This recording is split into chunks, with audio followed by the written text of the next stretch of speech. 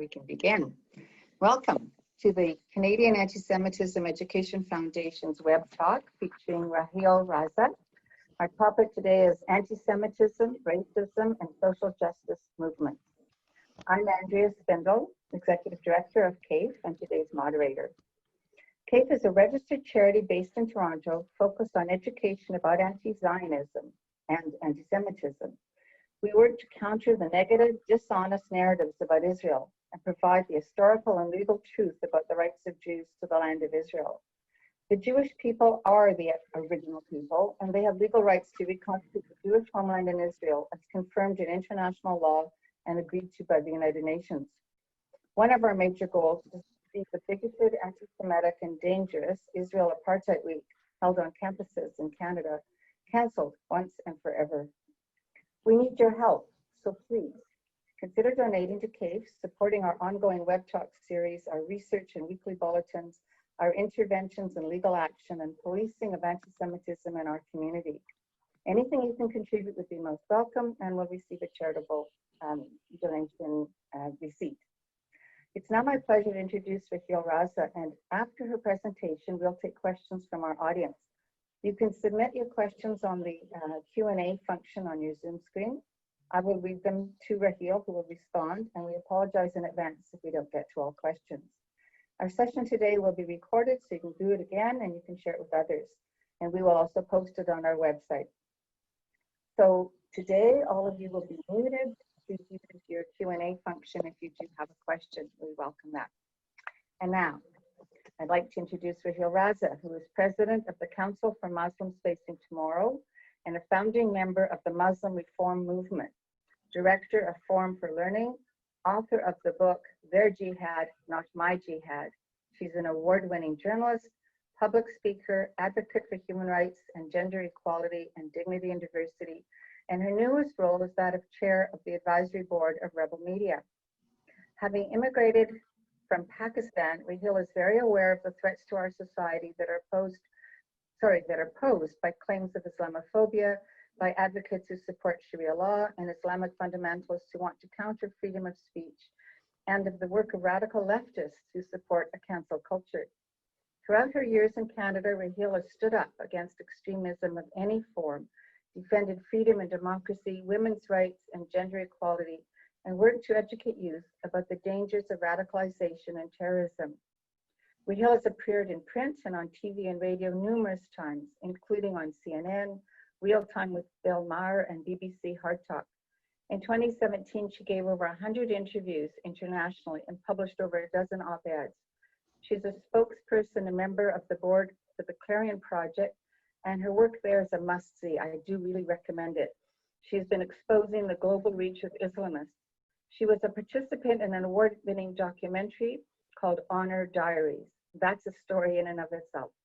I must point out that among her many international speaking engagements, Raheel has also addressed the Parliament of Israel and spoken at the Israeli Presidential Conference in Jerusalem. Raheel is accredited in the Nations Human Rights Council in Geneva, and in Canada, she has received the Queen Elizabeth Diamond Jubilee Medal for service to Canada and the Constance Hamilton Hero Award in Toronto. Her biography lists many boards in which she serves, which demonstrates the amazing degree of commitment that Raheel has demonstrated in her constant and unwavering pursuit of justice, of equality, and interfaith relations. So it's really my extreme pleasure to introduce Raheel. Over to you. Thank you so much, Andrea. I want to thank the Canadian Anti-Semitism Education Foundation for hosting this webinar and inviting me to speak. Now, this is a really important topic for many reasons, only one of them being that anti-Semitism has now fully penetrated into Canadian society. I was reading something that was written by Dr. Stephen Smith, who is the executive director of the USC Shoah Foundation and UNESCO chair on genocide education. And he writes, I quote, "As hundreds of publications across the country capitalize the B in Black, arguing that this reflects a common identity and heritage, it is time for a similarly introspective debate about the language we use to describe discrimination against Jews. whether spelled anti-Semitism or anti-Semitism, and he gives both the spellings with a hyphen and not. He says we should retire the term entirely and begin calling it what it really is, which is Jew hatred. And I agree with him, because this is something that I have also always believed, that we have to call it what it is. Now, according to an April 29th report by the Peel Regional Police, Jews were the most targeted group for hate crimes in the region in both 2018 and 2019. Now, this is a dangerous trajectory, but what is more dangerous is when the regressive left and the Islamists and neo-Nazis, for their own reasons, try to pass off anti-Semitism as the new norm. You know, until about a decade ago, or when I came to Canada, anti-Semitic incidents were fewer, and generally the masses condemned them and spoke out against them. But today, we see that there are so many incidents taking place at so many levels that seems the regressive left wishes to normalize this. And why? Now, if you think that COVID-19 is the only pandemic or virus you have to think about, then think again. While we've been told to stay at home, the subversive agendas and machineries behind anti-Semitism are fully at work. Now, we saw this at play during the month of Ramadan, which was just a little while ago, when the Canadian government allowed public calls to prayer to be broadcast. Now, while on the surface this seems to be a benign move and a goodwill gesture, it wasn't long before this got politicized, and Islamists used this opportunity to spout an anti-Semitic tirade. And I'll give you the details. At one of the largest Shiite mosques in Toronto, a man by the name of Firas al-Najm used the mosque's loudspeaker system to issue the call to prayer outside the Jaffrey Islamic Center in Thornhill, Ontario. Now, while he had the mic, he used the opportunity to give a speech calling upon Muslims to refrain from doing any business transactions with Zionists. Meanwhile, some other mosques, in some other mosques, commemoration ceremonies were held for Iranian arch-terrorist Qasem Soleimani. Now, these are just a few dots that connect the Islamists to other agendas, like some parts of Black Lives Matter, to Antifa, to BDS, and Israel Apartheid Week. It seems that one thing the global anarchists, the Marxists, the leftists, the Islamists, and the supremacists have in common is their angst against Israel and the Jews, and they have no qualms about coming together to promote this common hatred. Now, these movements are various platforms that are disguising themselves as social justice movements and human rights movements, but all of them come out spelling very clearly they hate for Jews and Israel. Now, these movements, they start slowly, and there are various platforms that they use. They start slowly by infiltration and seemingly innocuous displays of so-called pushback against injustice, but they all end up very harshly on the streets, as we have seen time and again. Now, all these movements use the freedoms granted to them under a liberal, small L democracy in order to further their agendas. Let's take a closer look at Black Lives Matter. Have they ever taken up the cause of Black Africans that have been subject to slavery, terrorism, and violence for decades? If you go to the United Nations website, you can see the numbers, and they are appalling. And this is not something new. This has been going on for a long time. Do the lives of Black Africans not matter as much as North American Black American lives? Do we not see the double standards here? And then adding insult to injury, you see self-appointed leaders like Louis Farrakhan using Black Lives Matter to spout his usual anti-Semitism. Once again, This is a man who has been doing this for a long time, and there hasn't been major pushback against him. But now, because of Black Lives Matter, he has suddenly come into the forefront again, and he is doing his usual division, his spouting of hate, and it is going unquestioned. Another event that we need to look at is the annual Al-Quds Day. This was started by Khomeini to mark the plight of Palestinians, but he gave it a worldwide flavor. And the question is how? By partnering with the Muslim Brotherhood. The organizers managed to get local city approval to stage what they called peaceful demonstrations. They also tried to get support of trade unions and leftist organizations who have no clue what their agenda is. And what happens in actuality on the street is a total hate fest. I've been there and I've seen how it works, and trust me, it's not pretty. Now, Israel Apartheid Week, Andrea, you mentioned that. It started off as a peaceful rally to protest Israeli policies through so-called debate and discussion. But there is no debate and discussion. It's a very one-sided, extreme left partnering with the Muslim Students Association, which of course is the creation of the Muslim Brotherhood. Now, I have a lot of difficulty with the term apartheid. It's a loaded word. And believe me, as a Muslim woman who has lived and worked in the Middle East, I can tell you what real apartheid is. But you'll have to host me on an entirely new webinar to get all the details on this. The BDS movement, it's supposedly about boycott and divestment, but you know more than me how they operate by intimidating Jewish students on campus, and they achieve the agenda, which is the same in every case: demonizing Israel and the Jews.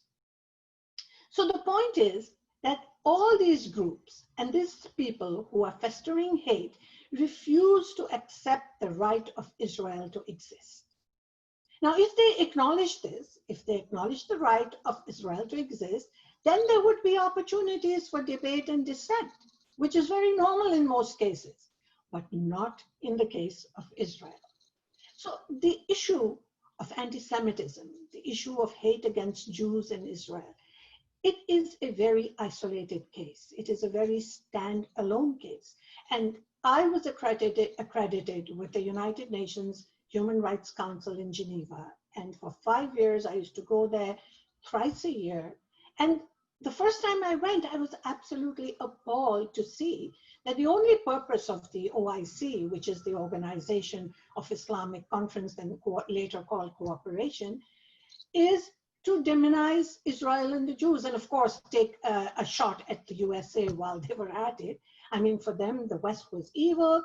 Everything the West did was evil. But of course, even if there was a train crash in Pakistan, it was blamed on Israel and the Jews. And it happened time and again, no matter what the discussion was. Let's say I was there to speak about persecution of minorities in Pakistan. They would bring the issue back to Israel and the Jews. And regardless of what global issue we are talking about, it would always end up with Israel and the Jews. So you tend to wake up and realize that this is what the agenda is. And I think everyone should go and attend at least one session of the United Nations Human Rights Council to see what the agenda is and to understand that this is targeting of one people, of one country, of one community, and it goes on ad nauseum because governments don't stop this happening. Now, in other news to the south of us, the Cleveland Jewish News has a headline that reads, "Day of Rage replaces Al-Quds Day as Toronto's primary anti-Israel, anti-Jewish hate fest." And I'm glad they are calling it a hate fest. They're calling it what it is. Now, just this month, and closer to home on July 4th, a day of rage was held in Toronto and Mississauga under the guise of no to annexation. And I drove by just to observe hundreds of very scary looking people. The right to protest and critique are the democratic values of free speech, which we enjoy in Canada. But when each time an anti-Israeli protest turns into Jew hatred, we have to recognize that something is very wrong. And how long will it take us to recognize that something is very wrong? Our government, our Canadian government, which claims that there is systemic racism in Canada, should know where the problem is coming from. From New York to Toronto, the Day of Rage was less about annexation than it was about hatred against Jews and the extermination of the State of Israel. Let me give you a few examples. In New York, there were pro-Hamas chants. In Seattle, the small protest was held concurrent with Black Lives Matter march. So you have to connect the dots and see the connection. In Brooklyn, the chants of death to Israel and death to America triggered enthusiastic responses. The rally in San Diego specifically targeted buildings housing organizations such as Hillel. And right here in Mississauga, Ontario, while protesters were invited to speak to a Canadian human rights issue, a video shows the protesters chanting, "Palestine is the country, the Jews are our dogs." Are we in this day and age, as human beings, as Canadians, are we going to accept this? And of course, you are all aware of the food vendors controversy, and there has been no formal apology in the case. I mean, I'm so happy to read and hear that the Jewish community is distancing itself and boycotting themselves from this institution and this organization, but there has to be more. But sadly, in current times, only Black Lives Matter, defund the police, and Antifa count. Now, in my opinion, the reasoning behind this is A, they're trying to affect the results of the November US elections with heavy anti-Trump propaganda. B, they want to paint Israel as the villain. And by the way, I'm sure you know that Israel is blamed by the Islamists and the regressive left for the corona pandemic and the virus. And C, they want to promote the Islamist agenda. Now, the point I'm trying to make here is that when I, as a Muslim, and many others like me, are pointing out to fellow Canadians the long-term negative effect of using the term Islamophobia and ill effects of Motion 103, there are people in all communities who think that this is harmless. They think this is a human rights issue. They think this is a racism issue. Let me assure you, it's not. It's part of a subversive agenda, and we are enabling them to reach their goals. We have to learn how to connect the dots, and the part of the work that I do with my organization, Muslims Facing Tomorrow, is to help you understand the underlying agendas of these movements. Let me elaborate for a moment on M103. The member of parliament who floated the idea of Motion 103 did this to push the idea that there is systemic racism against Muslims. Yet, when members of the same community come out on the streets chanting hate-filled and racist slogans against another community, in this case the Jews, then the same member of parliament doesn't issue a press release or speak out. How ironic and unfair is this? Is this their concept of social justice and human rights?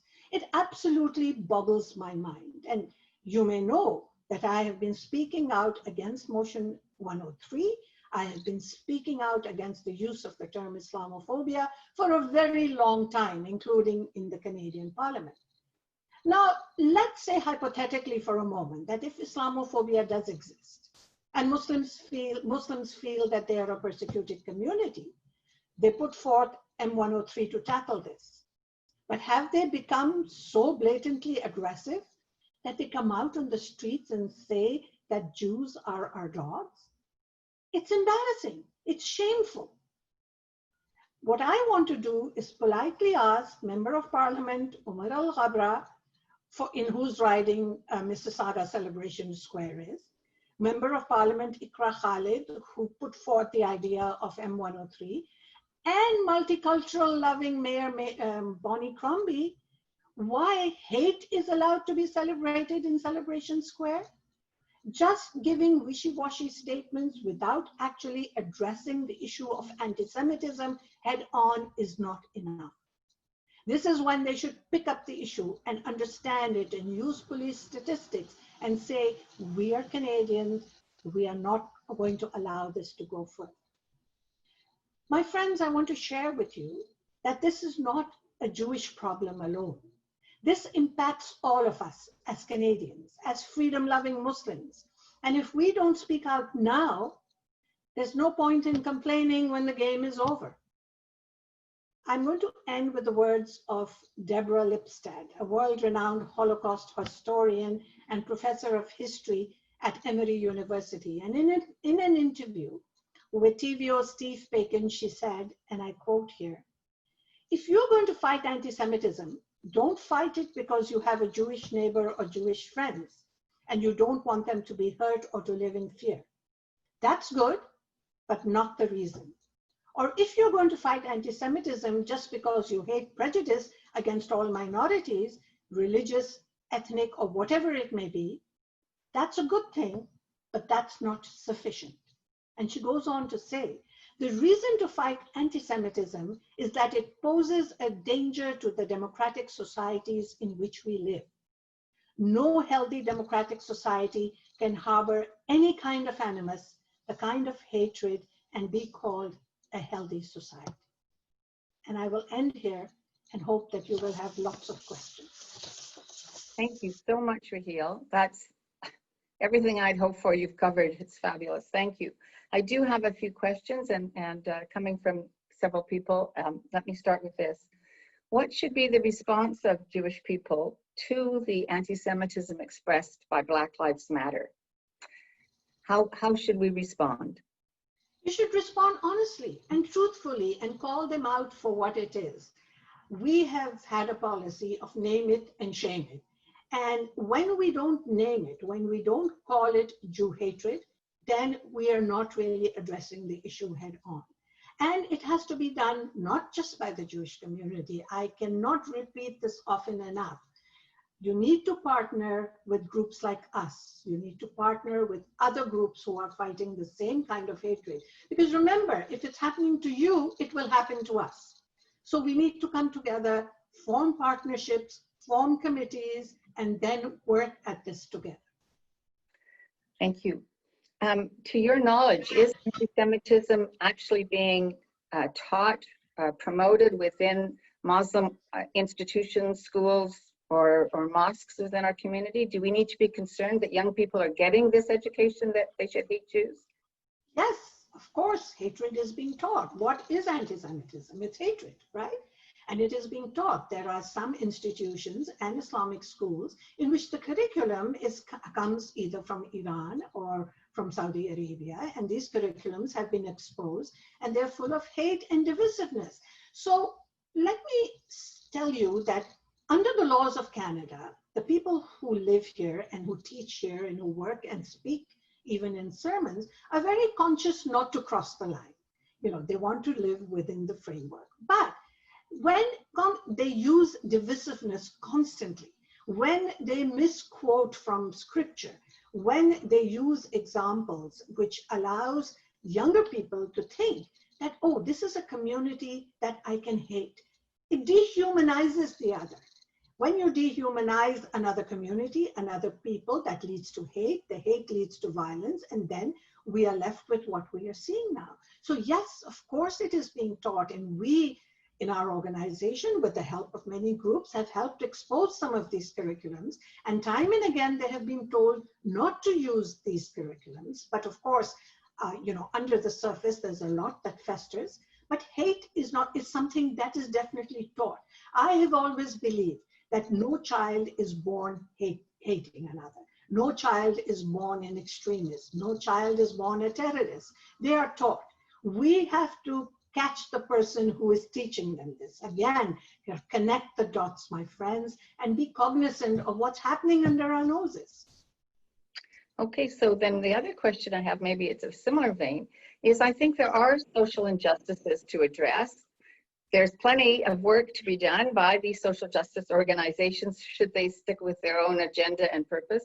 Why then bring in the anti-Israel, anti-Semitic message? Like, what's that got to do with anything about justice? Where does that come from? I agree with you that there are many injustices in the world, and this is what I meant when I said that, you know, let's encompass and embrace all the injustices. Why just focus on Israel and the Jews? Because it has been made popular. It has been, they are trying to normalize this. You know, this is something which is so dangerous. We need to be very aware of the fact that this, if something goes on over and over and over again, it becomes normalized. And we need to stop it in its tracks. We need to stop this from becoming the norm. The reason why Israel and the Jews come into play, one, it's popular, it's sexy, it's, you know, current conversation. It doesn't matter what the topic is, let's bring in the Middle East crisis, let's bring in Israel and the Jews. Now, a lot of the people who are doing this don't know the history of that part of the world, have never met a Jewish person, have never been to Israel, yet they're happy to clamber on the bandwagon, and in their ignorance, in their support for these groups, they just want to be popular. Now, I would like to mention that you see a lot of young people, and I'm delighted to see that the younger generation today is so cognizant of issues of racism and diversity and, you know, social injustice, but they too have been brainwashed to a certain extent. They don't ask questions, and it's very important to ask the right questions. It's very important to unveil the agendas of these organizations, to go to someone who really knows and to ask them what's behind this. You know, every organization is not benign. Everyone is not doing this with a love for humanity. If there are subversive agendas, we need to know what they are. And if we know what they are, let's expose them so that people are aware of where this is coming from. One of the questions here is why our authorities, if you, in a sense, authorities, government bodies, institutions, many institutions are bowing, literally bending the knee to Black Lives Matter. There doesn't seem to be any, you've said, you know, investigate the movement, know what you're dealing with. There doesn't seem to be any openness or investigation going on here. Why are all the institutions and politicians taken up with this? Well, that's my question too. But, you know, politicians want votes, and votes come from the masses. And if they see any movement that is popular with the masses, they tend to go with it blindly. I mean, is this something new? We've seen this in the case of extremism. We've seen this in the case of terrorism. We've seen this in the case of Islamists. You know, if there is a community that is large in number, it's all about numbers, it's all about demographics, and you want votes, then you close your eyes to the reality of the issues and you just go with the flow because it's popular. But if something is popular, it does not mean that is right. And I can certainly tell you from my experience, I stopped wanting to be popular a long time ago. And I'm not. I'd rather be truthful than be popular. Because to be popular, to be a politician, excuse me, you have to lie a lot. And, you know, we have to sort of unveil the layers and look at what is behind the real issues. So yes, I agree with you, and that is my question to the government as well. But that doesn't mean that we should stop questioning our government. They are in power because we voted for them. So let's use that power of a democracy to not shut our eyes to the weaknesses of those in power. Let's continuously be a thorn in their side. Let's continuously question them. But I know we live in times of the cancel culture where questioning the status quo is very unpopular. You can lose your job, you can lose your position. Hey, I'm lucky, I don't have anything to lose. So I will speak out and always say it as it is without political correctness. And so that's what people have to do. So 2 comments there. One, I think we need to organize senior power because like you, I have little to lose. And I'm beginning to think that we probably could attract a lot of seniors to this. There's another question here about whether anti-Christian propaganda is also taught within the Muslim community. Well, first of all, to the seniors issue, yes, seniors rock. So yes, let's get the seniors together. They have time. Some of them are very well financed. You know, they have the wherewithal, and let's mobilize them and do something, you know, and I think that would be, I would be the first one to jump in. In terms of anti-Christian propaganda, so, you know, I would not use the term Muslims generally because it's, you know, a generic term, and I would never want to paint an entire community with the same brush. There are some wonderful people who are doing great work. It depends on which part of the world we're talking about and which community, Muslim community we are talking about, because as you know, it's very diverse. There are many different Muslim communities, but I come from Pakistan and there is anti-Christian propaganda there. In fact, Christians have recently been very heavily persecuted, and that's part of the work that we do, is try and expose that. So the sort of propaganda against minorities is rampant. In some communities, and in others there isn't. And while we are on this topic, I do want to mention to you something very exciting. The new initiative that has been taken by us, we have established a Council of Muslims Against Anti-Semitism.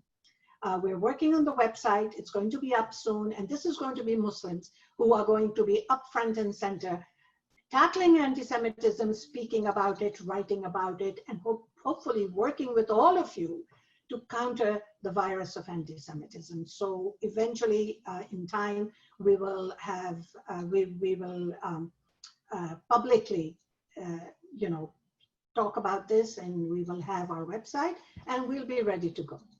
That's great news. I want to comment also that you speak of the aggressive left. That's probably important. Everybody says progressive. I like the fact that you name it what it is. There's a question about the right and the left. You've talked a lot about the extreme left.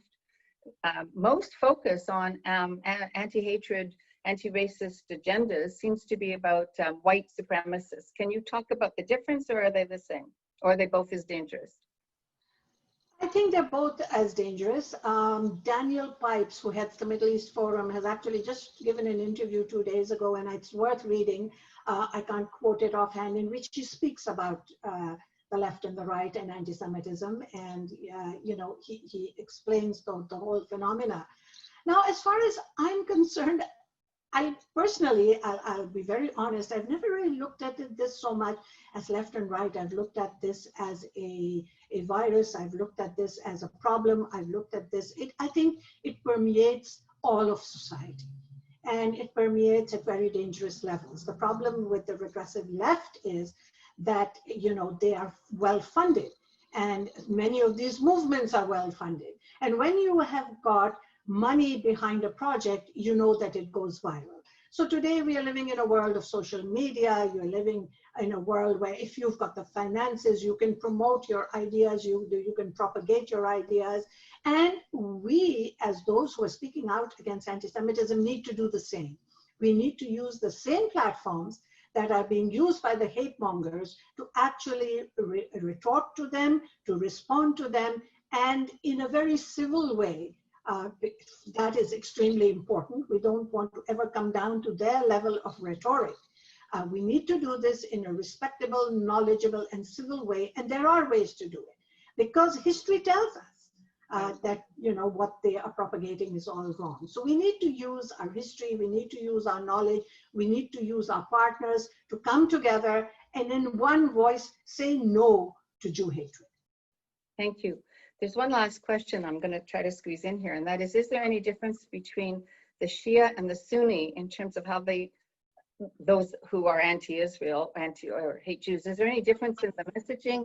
And will, in your development of this website, bring both sects together? Yes, of course. When we do our work, we bring everyone in. We bring Shia, Sunni, Ahmadiyya. I mean, for me, the best example is I'm a Sunni and I'm married to a Shia, and our children are Sushis. So, you know, so right there you've got the Shia and Sunni. But yes, we are very inclusive in terms of having everyone on board. Your question is an excellent question, though. I do want to very quickly address it. The largest population of Shias, of course, is in Iran. And Iran, as you know, hates Israel. So definitely there is an element of anti-Semitism there because it is promoted by the regime in Iran. And I always differentiate between the regime and the people. The people are the ones who are suffering because of the regime. The regime is very anti-Semitic. The regime is against Israel, and we know this. This is not knowledge. So if we again allow curriculums to come from Iran into the schools, if we allow students to learn what the regime wants to teach them, then of course there is a heavy, heavy dose of anti-Semitism, anti-Israel propaganda that takes place.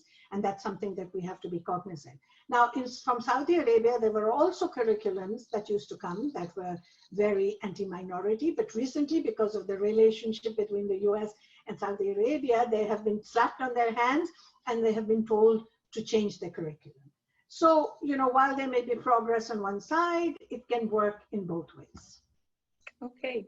Thank you very much. It's been exceptional listening to you and seeing you again. And I wish you and your family well through this pandemic. And thank you so much for participating today and for always being a great supporter of CAEF. And thank you It's to been my pleasure. Thank you for good having me. Thank you so much. And I hope that as we move ahead together, we will be able to bring about a change. Thank you. We'll certainly look at that. Work together would be wonderful. Have a good day, everyone. And bye for now. Thank you.